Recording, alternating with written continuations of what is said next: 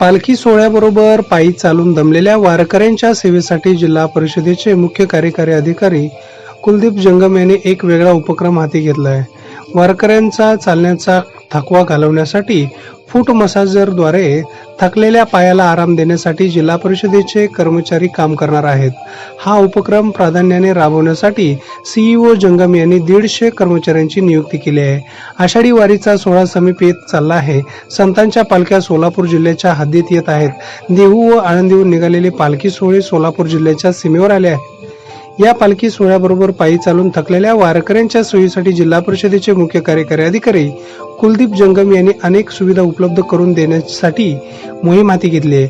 पालखी सोहळे मुक्कामी आल्यानंतर वारकऱ्यांच्या कोणत्याही प्रकारचा त्रास होऊ नये म्हणून विविध सुविधा उपलब्ध करून देण्यात येत आहेत.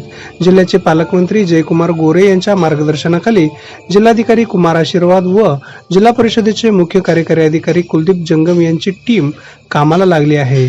वारकऱ्यांना पिण्याचे पाणी व आरोग्य सुविधाबरोबरच इतर बाबींकडेही लक्ष देण्यात आले आहे. महिला व बालकल्याण विभागातर्फे महिला वारकऱ्यांसाठी सुविधा केंद्र हिरकणी कक्ष स्थापन करण्यात आला आहे. त्याचबरोबर ज्येष्ठ वारकऱ्यांची काळजी घेण्यासाठी जिल्हा परिषदेचे मुख्य कार्यकारी अधिकारी कुलदीप जंगम व उपमुख्य कार्यकारी अधिकारी स्मिता पाटील यांच्या टीमने फूट मसाजरची सुविधा यावेळेस पहिल्यांदाच पालखी मार्गावर उपलब्ध करून दिली आहे.